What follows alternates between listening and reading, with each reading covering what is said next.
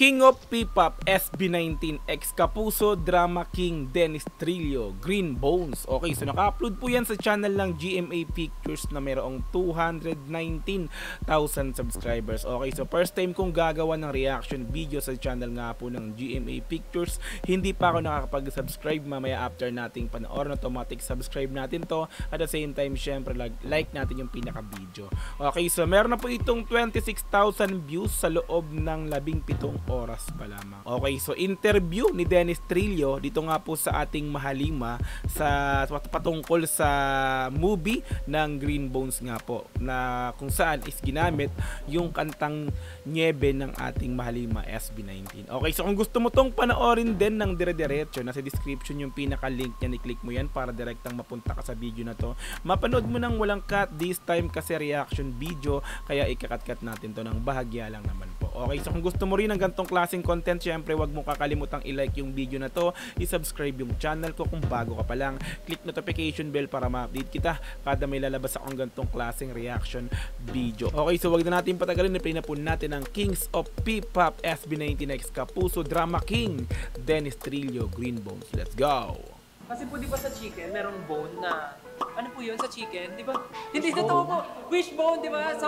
Aminin niyo po sa manok may wishbone. Oh, meron. Do you believe that there is goodness? Wishbones, yung nakaganon, no? Yung nakaganon na buto, na, di ba, paghihiwalayin yung dalawa, hilain nyo parehas kung sino makakuha ng mas malaking parte. Yun yung mag-wish. Yun. Stel, alam ko yun. Stel. balik ko. Bone, di ba? Aminin niyo po sa manok may wishbone. Meron nga. Do you believe that there is goodness in every person? Why or why not? Oh, naniniwala ka ba sa kabutihan or sa sinasabi niyang kasamaan mo? Kings of P-Pop ex Kapuso, Drama King. Hello everyone! Nandito tayo ngayon sa opisina ng 1Z Entertainment para makilala ang artists behind the theme song na ginamit dito sa pelikulang Green Bones. Ang official entry sa 50th anniversary ng Metro Manila Film Festival. Tara! Mukha ni ano, no? Mukha ni Ruro Madrid tsaka ni ano, Dennis Trillo, tagkalahati yun, no? Galing, no? Oh!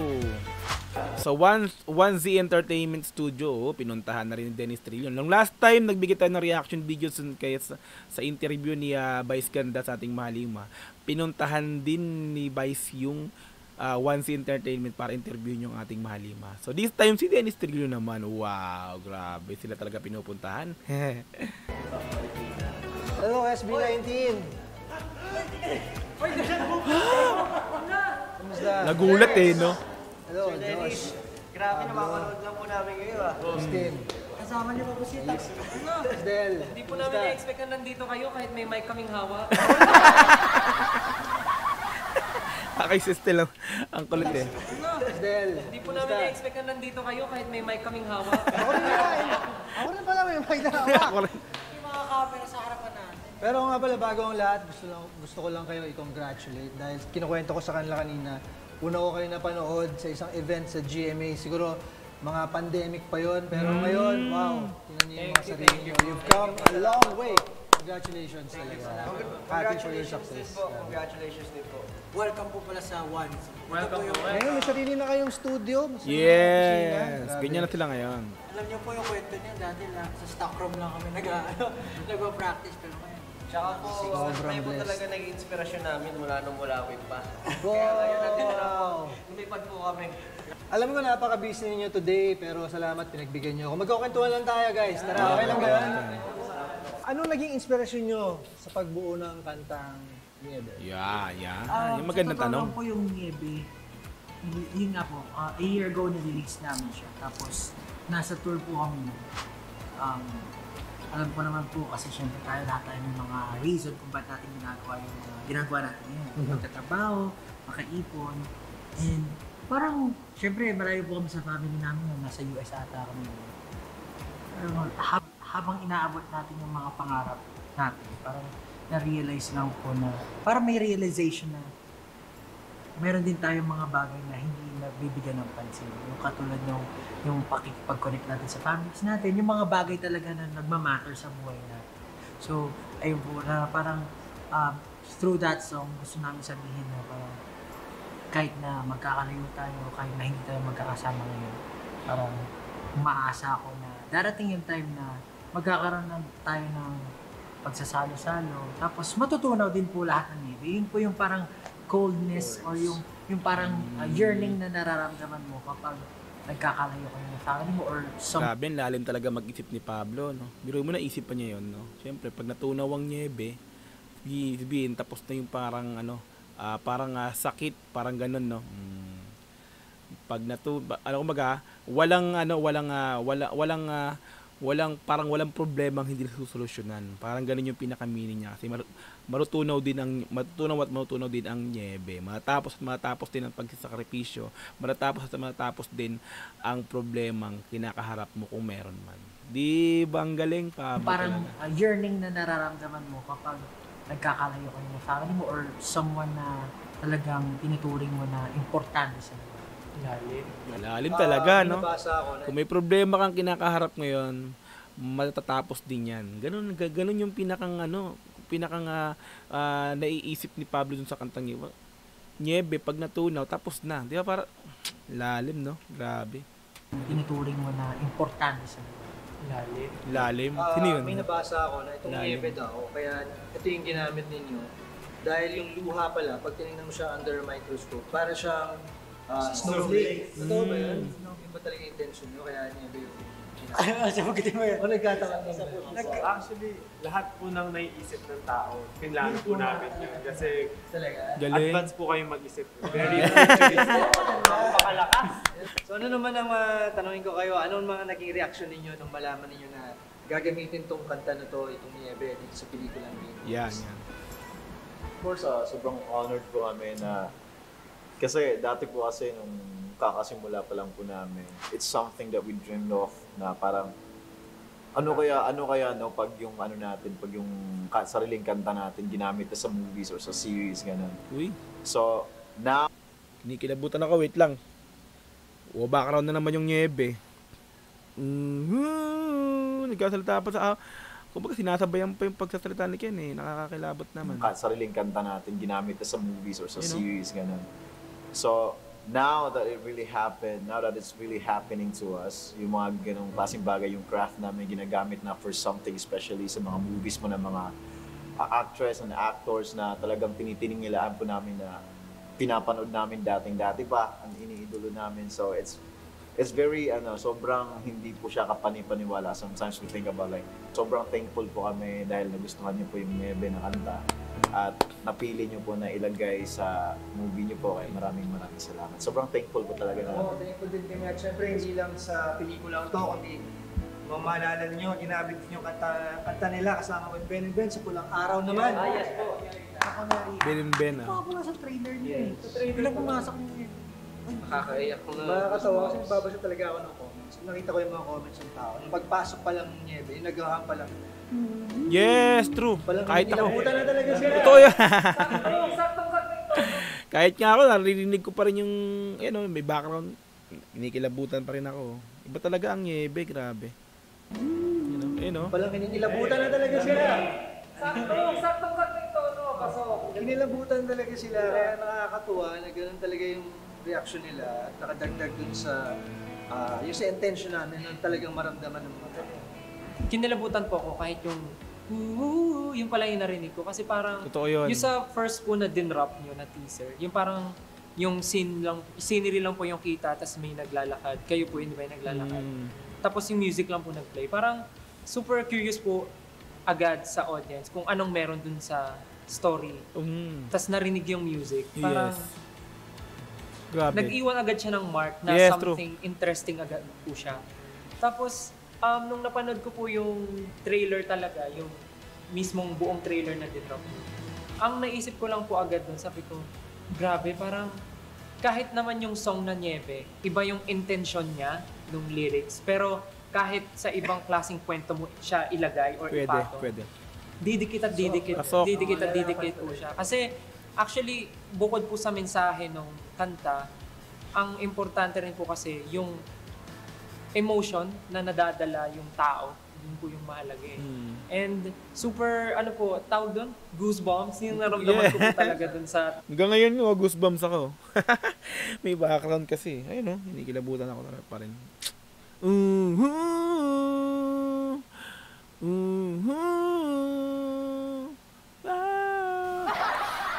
And super, ano po, tawag doon, goosebumps, yung naramdaman ko po talaga doon sa trailer na yun. And we're very thankful po na nagamit talaga yung song namin na Niebe. Kasi po, sa totoo lang talaga, every time we release our music, syempre, ang number one market po talaga is our fans, yung 18. Yeah. Pero ngayon na malalagay siya sa isang movie, super thankful po kami na mas maraming casuals po yung yes. So hindi lang mga 18s kumbaga at actually lahat din na kumbaga yung mga nanonood, syempre hindi naman lahat masabi nating 18s yung manonood ng Green Bones kasi nga, 'di ba? Diyan yung mga fans ni Dennis Trillo, ni Roro Madrid, 'di ba? Yung mga talagang nanonood, anong music yung pinapatugtog? But ano yun ang ganda?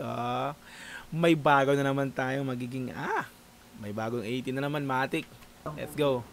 Super thankful po kami na mas maraming casuals po yung mga and with your reach po, mas malaking help po siya sa amin na maririnig yung tao, yung kanta namin. Kumbaga mas maging mapopromote pa lalo ang Niebe.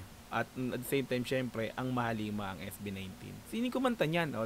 Sabi natin hindi man lahat or maraming 18s o maraming fans ang SB19 na talaga marami sa buong Pilipinas. Pero syempre, tulad ako dati, hindi ko alam na may SB19, na may kumanta ng gento, di ba? Tapos nag-reaction video ako ng isang kanta nila sa Wish, yung sa Wish Bus, yung ilaw. Doon ako nagka-interest sa kanila. So parang ganito rin no mangyayari, no.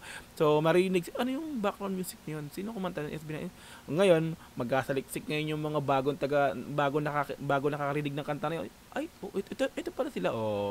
Ang dami na naman bago magkakaroon naman ng mga 18 Matic yan, di ba?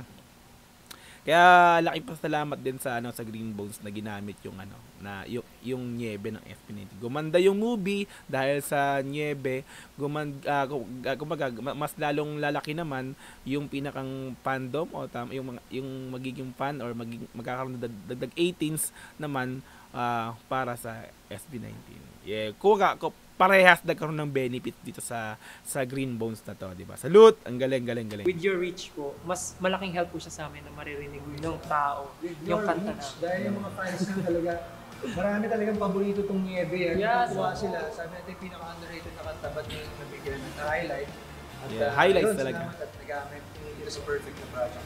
Do you believe? At bukod doon, syempre, dahil Niebe ang ginamit sa Green Bones, kumbaga dito, maraming syempreng 18s na manonood ng Green Bones. Dahil din, hindi lang dahil kay Dennis Trillo, kay Roro Madrid, o dahil sa pelikula, kumbaga, dahil din sa kantang Niebe. Di ba? Kumbaga, parehas nagkaroon ng benefits, kumbaga. Di ba?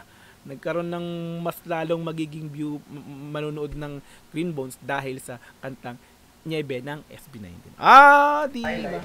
At yun, salamat at nagamit ito sa perfect na project. Do you believe that there is goodness in every person? Why or why not? Of course, yes. Naniniwala ako dyan. Pero ever since makilala ko si Josh Dina. Wala yung di sasagot ko. Ako po naniniwala po talaga ako. Kasi parang, meron nga pong nasabi ng last time. Parang dito po kasi sa parang lahat tayo may pinaka-perspective. Siguro, if hindi pa natin nalalaman kung ano yung story ng bawat isa, huwag tayong mag-judge kasi hindi natin alam kung anong pinagagalingan nila. So, definitely, lahat po tayo merong good news, lalong-lalo na pagdating sa mga bagay na pinapahalaga natin. It might not be sensible for other people. Ba't ginagawa niyo? Mali yun na. Pero for him, or for that person na talagang may reason kung bakit ginagawa niya, probably, feeling na tama yung ginagawa niya. It's something na ginagawa niya para din sa minamahal o para din sa importante tao na ibibigyan mo. So, ayun po, naniniwala talaga ako na lahat tayo may kabutihan. Pero lang, Pasagutin natin siya. Josh. Ikaw, sa tingin mo ba? Naniniwala ka ba sa kabutihan? Gusto O ko naniniwala tayo ka sa sa lahat? Si George, naniniwala ka ba sa kabutihan or sa sinasabi niyang kasamaan mo? Ano saan ka ba sa naniniwala? Minsan hindi ko na rin alam eh. Pero tulad mo na ako kasi, anyway, naniniwala ko na kahit minsan kahit na-view natin as masasama or ba't ganyan yung mga tao na yan sa labas, yung sa public, minsan sa news, sa gano'n. I feel like yung beliefs talaga yung parang humubog sa kanila para maging ganun sila. Minsan hindi nila choice na maging ganun sila. Talagang nahubog lang sila ng buhay na ganun. So, siguro, yun nga, parang nakikita ko na merong goodness in every person. Kahit po ako personally, ganun ko po tinitignan lahat ng tao sa mundo. Parang kahit may ginagawa sa aking mali, parang tinitignan ko, kasi May kabutihan pa rin. Totoo. Sige na, tatry namin mamaya. Tatry namin mamaya gawa ng mali sa'yo. Most of the time po kasi, para siyang 10:1. When you do 10 good things, tapos gumawa ka ng isang mali, mas nakikita nila yung mali. Yes. Parang nawawala lahat ng kabutihan na ginawa mo. So, Sad to say, totoo talaga yan. yung mali, parang nawawala lahat ng kabutihan na ginawa mo. So, I think, yun nga po, lahat naman merong goodness, kabutihan. And even though we do bad things, nagkakaroon tayo ng pagkakamali, meron laging kabutihan. Ayun, maraming salamat sa inyo, SB19. Invite natin sila. Ang bilis December 25 na manood sa Cinema Station. Green Bones. Yes, mga kapuso, inimbitahan po namin kayo na manood ng Green Bones. Malapit na po yan ngayong Kapaskuhan po, December 25, sa lahat po ng cinemas nationwide. Inimbitahan po ka na SB19 and of course, the one and only, Dennis Trillo. Grabe, salamat po. Excited na po kami. Dennis Trillo episode. Alright, so Kings of P-Pop SB19, ex-Kapuso Drama King Dennis Trillo, like natin. Green Bones, like natin to. Subscribe natin. Diba? So si Dennis Trillo at saka si Ruru Madrid, yung pinakang pangunahing actor dito sa pelikula na to. No? Film by Sig Madam Abdulay, ang director nito. Okay, so sabi-sabihin natin panoorin ulit itong Green Bones na to sa December 25. Ayan, so di hamak talaga namang napakagandang pelikula sa unat sa trailer pa lang. Talaga namang masasabi natin napakahusay ng director at the same time yung mga gumanap, at the same time syempre nung music na ginamit dito which is Niebe ng SB19. Ayan, so din natin December 25, malapit na po. Ilang araw na lang po ba? 21 today. So 4 days na lang po. Ayan, so expect na natin yan. Talagang maraming manonood niyan dahil nga abay sa trailer pa lang marami na lang nakakapagsabing napakagandang pelikula ang mangyayari dito. Okay yan, so kung gusto mo itong panoorin din, ang dire-diretso na sa description yung pinaka-link niya, i-click mo yan para direkta makapunta ka sa video na to. Mapanood mo nang walang cut, this time kasi reaction video, kaya bahagyang kinat-cut natin to. Okay, so kung gusto mo rin ng ganitong klaseng content, syempre wag mo kakalimutang i-like yung video na to, i-subscribe yung channel ko kung bago ka pa lang, click notification bell para ma-update kita kada may lalabas akong ganitong klaseng reaction video. Hanggang sa muli, marami pong salamat. It's Dog TV. Peace and I'm out. Yeah.